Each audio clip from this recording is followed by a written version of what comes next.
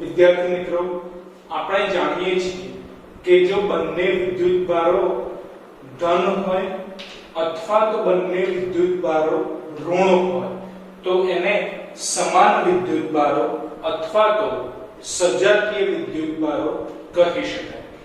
જેમ તમે અહીં આકૃતિમાં જોઈ શકો છો કે વિદ્યુતભાર 1 જે તમે ધન અથવા તો ઋણ લઈ શકો છો, તો સામે વિદ્યુતભાર 2 એ પણ ધન અથવા ઋણ લઈ શકો છો, એટલે કે બંને વિદ્યુતભાર ધન છે અથવા તો બંને વિદ્યુતભાર ઋણ છે અને બંને વિદ્યુતભારો વચ્ચેનું અંતર r જેટલું છે, તો આવા વિદ્યુતભારો સજાતીય વિદ્યુતભારો છે।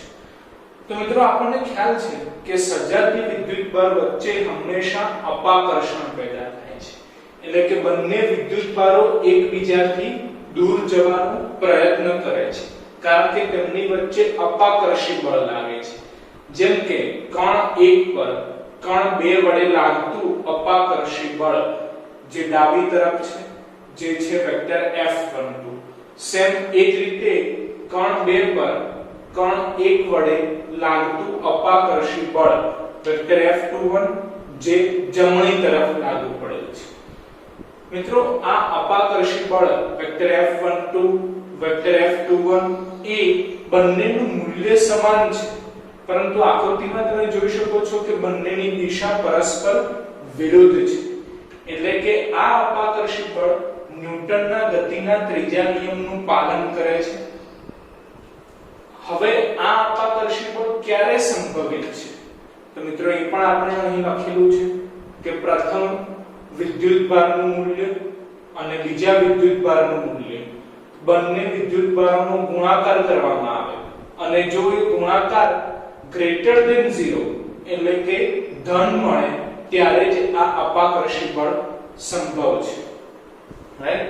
હવે એવી જ રીતે જો મિત્રો એક વિદ્યુતભાર ધન લેવામાં આવે, બીજો વિદ્યુતભાર ઋણ લેવામાં આવે તો એને વિજાતીય વિદ્યુતભારો એટલે કે અસમાન વિદ્યુતભારો કહી શકાય।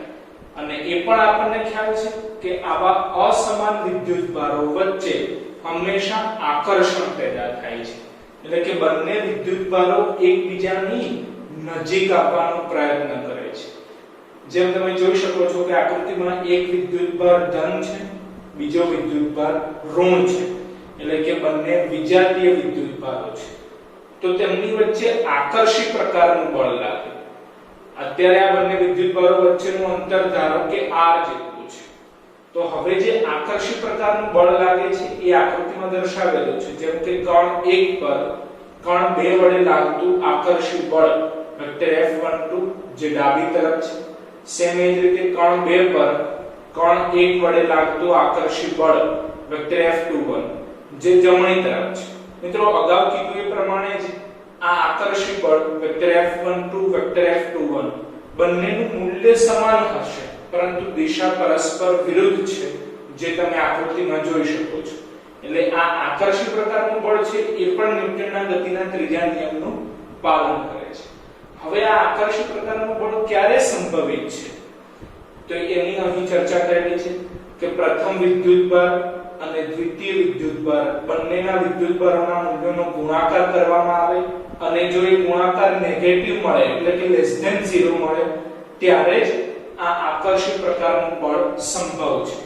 તો મિત્રો આ ચર્ચાના આધારે એવું થાય કે આકર્ષી બળ અપાકર્ષી બળ બંને બળ ક્યારે ઉદ્ભવે છે આપણને ખ્યાલ આવ્યો કે જો વિજાતીય વિદ્યુતભારો હોય તો હંમેશા આકર્ષી પ્રકારનું બળ ઉદ્ભવે, સજાતીય વિદ્યુતભારો હોય તો હંમેશા અપાકર્ષી પ્રકારનું બળ ઉદ્ભવે। પણ ક્વેશ્ચન એ થાય કે આ આકર્ષી અપાકર્ષી પ્રકારનું જે બળ છે એ બળ શોધવું કઈ રીતે, એ બળનું મૂલ્ય કેટલું? તો એના માટે મિત્રો કુલમ્બ નામના વૈજ્ઞાનિકે એક નિયમ રજૂ કર્યો અને નિયમમાં કુલમ્બે પોતાનું સૂત્ર રજૂ કર્યું, જેના આધારે આપણે આ આકર્ષી અપાકર્ષી પ્રકારનું બળ શોધી શકીએ છીએ, જેને હવેથી આપણે વિદ્યુત બળ અથવા તો કુલમ્બ બળ તરીકે ઓળખીશું। તો કુલમ્બનો નિયમ સ્ટાર્ટ કરતા પહેલા આપણે એક વર્ડ ખાસ સમજી લઈએ જે છે બિંદુવત વિદ્યુતભાર। જેના માટે જો તમે આકૃતિમાં આપણે એક કણ દર્શાવેલો છે ધારો કે એનો વિદ્યુતભાર Q1 છે અને એની ત્રિજ્યા R1 જેટલી છે, એટલે કે એનું રેખીય પરિમાણ R1 છે. બીજો કોઈ એક કણ છે કે એનો વિદ્યુતભાર Q2 છે અને એની ત્રિજ્યા R2 છે, એટલે કે એનું રેખીય પરિમાણ R2 છે. આ બંને કણો વચ્ચેનું અંતર R જેટલું છે.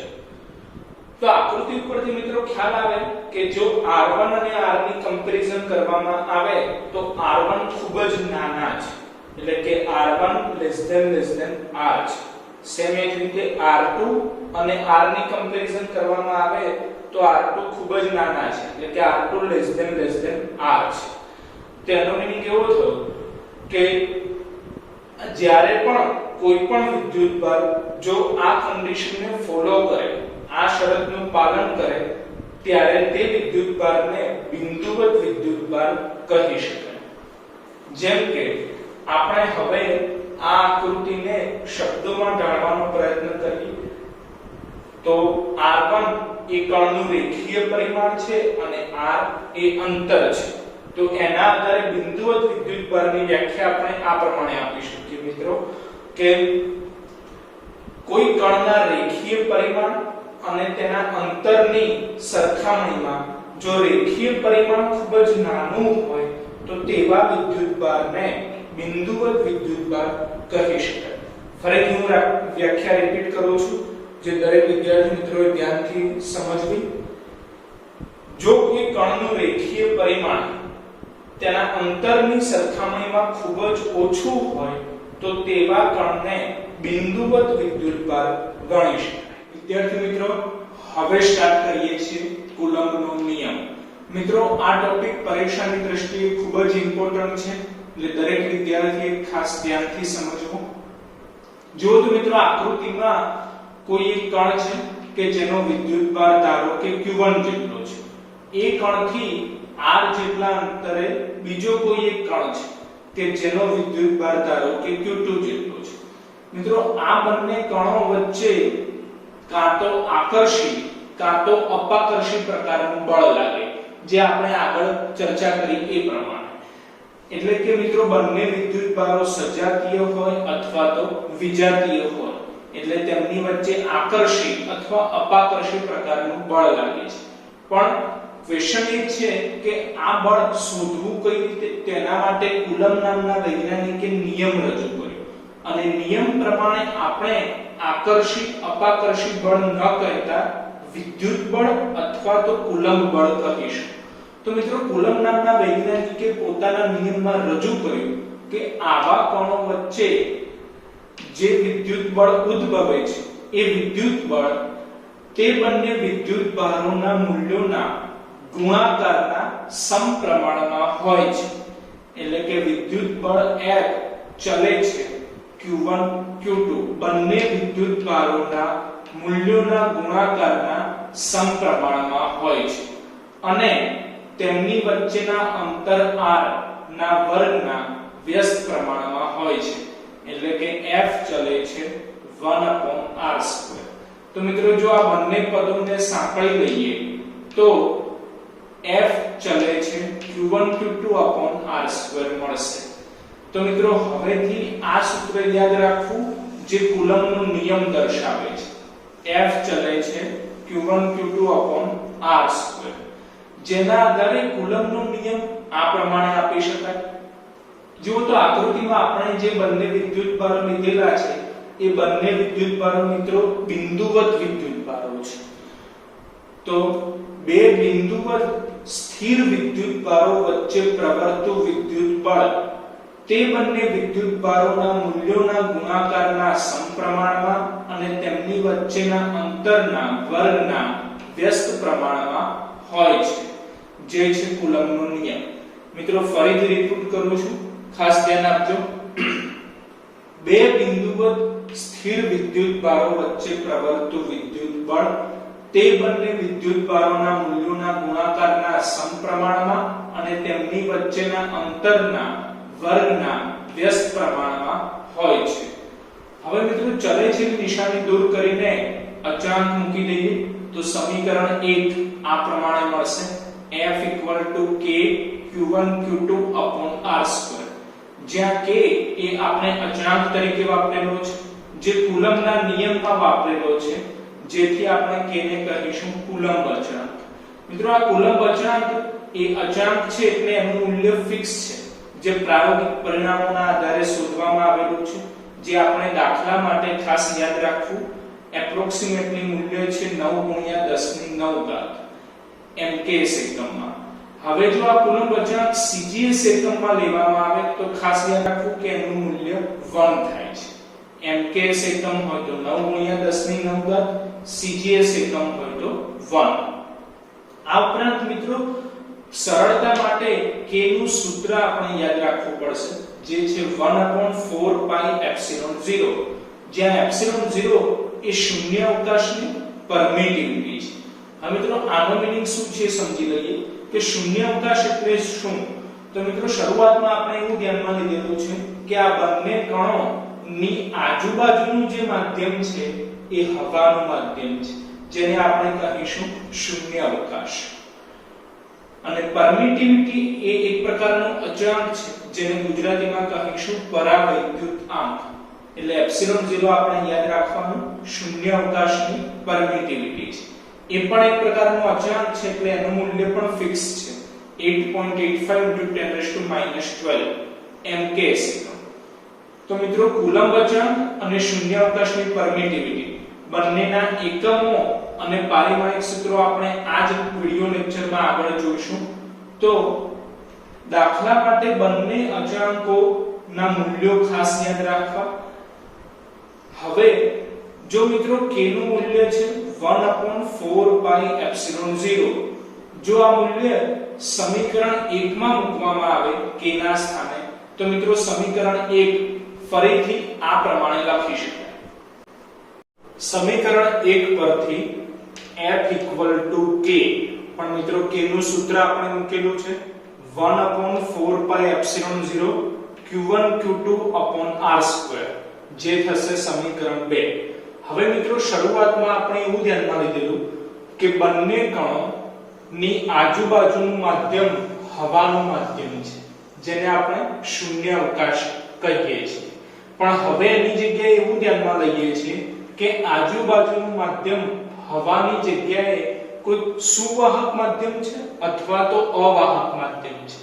તો મિત્રો જ્યારે આજુબાજુ કોઈક માધ્યમ હાજર છે, એટલે હવાના માધ્યમ સિવાયનું કોઈક સુવાહક અથવા તો અવાહક માધ્યમ હાજર હોય, ત્યારે આ બંને કણો વચ્ચે વિદ્યુત બળ કઈ રીતે શોધી શકાય એ ચર્ચા આપણે સમીકરણ 3 માં કરેલી છે. કે કોઈક માધ્યમમાં ઉદ્ભવતું વિદ્યુત બળ, જેનો સિમ્બોલ આપણે લઈશું Fm, એટલે કે મીડિયમ ઓફ ફોર્સ, જેનું સમીકરણ 2 ઉપરથી જ આપણે લખેલું છે q1q2/4πε0r², જે થશે સમીકરણ 3. જો મિત્રો સમીકરણ 2 અને 3 માં ચેન્જ શું છે, ફરક શું છે, તો એ સમજી લઈએ કે F એ શૂન્ય અવકાશમાં વિદ્યુત ભારો વચ્ચે લાગતું વિદ્યુત બળ છે, Fm એ કોઈ માધ્યમમાં વિદ્યુત ભારો વચ્ચે લાગતું વિદ્યુત બળ છે, ε0 એ શૂન્ય અવકાશની પરમિટિવિટી છે. તો એપ્સિલોન જે છે માધ્યમની પરમિટિવિટી, એટલે આજુબાજુ જે કોઈ પણ માધ્યમ હોય એ માધ્યમની પરમિટિવિટી થશે એપ્સિલોન. હવે મિત્રો સમીકરણ 2 અને 3 નો જો ગુણોત્તર લેવામાં આવે તો F/Fm કરીએ તો સરખા પદો કેન્સલ થઈ જશે અને છેલ્લે લાસ્ટમાં આપણને મળશે ε/ε0, જ્યાં એપ્સિલોન છે માધ્યમની પરમિટિવિટી અને ε0 છે શૂન્ય અવકાશની પરમિટિવિટી. તો મિત્રો યાદ રાખવાનું કે જો ε/ε0 કરવામાં આવે તો એ પણ એક પ્રકારનો અચળાંક છે, જે કહેવાશે εr અથવા તો કેપિટલ K, જ્યાં εr કહેવાશે સાપેક્ષ પરમિટિવિટી અને K કહેવાશે ડાઇલેક્ટ્રિક અચળાંક. હવે જો મિત્રો આ સૂત્ર ઉપરથી Fm ને કરતા બનાવવામાં આવે તો K છેદમાં આવી જશે, એટલે સૂત્ર મળશે Fm = F/K. મિત્રો આ સૂત્ર શબ્દ સ્વરૂપે ખાસ યાદ રાખવું, જેના માટે સૌપ્રથમ દરેક પદની ઓળખ આવડવી જોઈએ. જેમ કે Fm તો એ કહેવાશે માધ્યમમાં બે વિદ્યુતભારો વચ્ચે લાગતું વિદ્યુત બળ, F જે કહેવાશે શૂન્ય અવકાશમાં બે વિદ્યુતભારો વચ્ચે લાગતું વિદ્યુત બળ, અને K જે છે ડાઇલેક્ટ્રિક અચળાંક. તો આના આધારે આ સૂત્રને શબ્દો પ્રમાણે આ રીતે લખી શકાય કે કોઈ માધ્યમમાં બે વિદ્યુતભારો વચ્ચે પ્રવર્તતું વિદ્યુત બળ તેટલા જ અંતરે બે શૂન્ય અવકાશમાં બે વિદ્યુતભારો વચ્ચે લાગતા વિદ્યુત બળ કરતા k માં ભાગ જેટલું હોય છે. ફરીથી રિપીટ કરું છું, ખાસ યાદ રાખજો, કોઈ માધ્યમમાં બે વિદ્યુતભારો વચ્ચે પ્રવર્તતું વિદ્યુત બળ તેટલા જ અંતરે શૂન્ય અવકાશમાં બે વિદ્યુતભારો વચ્ચે પ્રવર્તતા વિદ્યુત બળ કરતા k માં ભાગ જેટલું હોય છે. વિદ્યાર્થી મિત્રો, હવે જોઈએ કુલંબ અચળાંક અને શૂન્ય અવકાશની પરમિટિવિટીનો એકમ અને પારિમાણિક સૂત્ર, જેમાં આપણે સૌપ્રથમ જોઈએ છે કુલંબ અચળાંક. તો વિદ્યાર્થી મિત્રો, આપણે કુલંબના નિયમમાં જે વિદ્યુત બળનું સૂત્ર રજૂ કર્યું F = K Q1 Q2/r². આ સૂત્રમાં જો Q1 અને Q2 એક સમાન હોય તો એને નવો સિમ્બોલ આપી દઈએ છીએ Q, જેના આધારે વિદ્યુત બળનું સૂત્ર થશે F = K Q²/r², જેમાંથી K એ કુલંબ અચળાંક છે. તો એનો એકમ અને પારિમાણિક સૂત્ર આપણે શોધવાનું છે. એના માટે K ને આપણે કરતા બનાવી લઈએ. તો સૂત્ર થશે K = Fr²/Q². તો આ સૂત્રના આધારે આપણે K નો એકમ નક્કી કરીએ, જેમાં F એ બળ છે. તો મિત્રો, બળનો એકમ ન્યૂટન, પછી છે R અંતર છે, તો અંતરનો એકમ મીટર, પણ એનો વર્ગ છે એટલે મીટર સ્ક્વેર, છેદમાં છે Q, તો Q એ વિદ્યુતભાર છે. મિત્રો યાદ કરો તો પ્રથમ લેક્ચરમાં આપણે વિદ્યુતભારની ડિટેલ આપેલી ત્યારે કીધેલું કે વિદ્યુતભારનો એકમ કુલંબ છે, પણ અહીં વિદ્યુતભારનો વર્ગ છે એટલે કુલંબનો પણ વર્ગ આવશે, જેના આધારે K એટલે કે કુલંબ અચળાંકનો એકમ થઈ જશે ન્યૂટન * મીટર સ્ક્વેર પર કુલંબ સ્ક્વેર. હવે જોઈએ એનું પારિમાણિક સૂત્ર. તો મિત્રો, બળનું પારિમાણિક સૂત્ર થશે m1L1T-2, જોડે છે R. તો R એ અંતર છે, તો અંતરનું પારિમાણિક સૂત્ર થશે L, પણ R નો વર્ગ છે એટલે L2 થઈ જશે. પછી છેદમાં છે વિદ્યુતભાર. તો મિત્રો યાદ કરો તો પ્રથમ લેક્ચરમાં આપણે વિદ્યુતભારનું પારિમાણિક સૂત્ર પણ કીધેલું, જે થાય છે A1T1. તો વિદ્યુતભારનો અહીં વર્ગ કરેલો છે, જે કારણોસર A2T2 થશે. તો આનું સાદુરૂપ આપીએ તો કુલંબ અચળાંક K નું પારિમાણિક સૂત્ર આપણને આ પ્રમાણે મળશે: m1L3T-4A-2. હવે જોઈએ મિત્રો આપણે શૂન્ય અવકાશની પરમિટિવિટીનો એકમ અને પારિમાણિક સૂત્ર. તેના માટે કુલંબ અચળાંકનું સૂત્ર આપણે ધ્યાનમાં લઈએ છીએ, જે છે K = 1/4πε0, જેમાંથી ε0 ને કહે છે શૂન્ય અવકાશની પરમિટિવિટી. તો એને કરતા બનાવો તો ε0 સૂત્ર થશે 1/4πk. મિત્રો સૂત્રમાં 4π એ અચળ છે, એટલે કે 4π ને કોઈ પણ પ્રકારનો એકમ નથી, પારિમાણિક સૂત્ર નથી. તો એના આધારે આપણે કહી શકીએ કે ε0 ચલે છે 1/k. એટલે કે જો ε0 શૂન્ય અવકાશની પરમિટિવિટીનો એકમ અથવા પારિમાણિક સૂત્ર જોઈતું હોય તો k એટલે કે કુલંબ અચળાંકનું વ્યસ્ત લેવું પડે. તો કુલંબ અચળાંકનું વ્યસ્ત એ જ શૂન્ય અવકાશની પરમિટિવિટી બનશે. તો કુલંબ અચળાંકનું એકમ શું છે? ન્યૂટન * મીટર સ્ક્વેર પર કુલંબ સ્ક્વેર. તેનો વ્યસ્ત લેવાનો એટલે આપણને શૂન્ય અવકાશની પરમિટિવિટીનો એકમ મળશે. તો આનો વ્યસ્ત થશે કુલંબ સ્ક્વેર પર ન્યૂટન * મીટર સ્ક્વેર, જે થશે ε0 એટલે કે શૂન્ય અવકાશની પરમિટિવિટીનો એકમ કુલંબ સ્ક્વેર પર ન્યૂટન * મીટર સ્ક્વેર. સેમ એ જ પારિમાણિક સૂત્રમાં પણ આપણે કરવાનું છે કે કુલંબ અચળાંકનું પારિમાણિક સૂત્ર એનું વ્યસ્ત લેવાનું. તો આનું વ્યસ્ત લેવા માટે મિત્રો જ્યાં પ્લસ છે ત્યાં માઈનસ કરી દેવાનું, અને જ્યાં માઈનસ છે ત્યાં પ્લસ કરી દેવાનું. તો એના આધારે ε0 એટલે કે શૂન્ય અવકાશની પરમિટિવિટીનું પારિમાણિક સૂત્ર આ પ્રમાણે મળશે: m-1 L-3 T4A2. તો મિત્રો કુલંબ અચળાંક અને શૂન્યાવકાશની પરમિટિવિટી બંનેના એકમો અને પારિમાણિક સૂત્રો આપણે પૂરા કર્યા।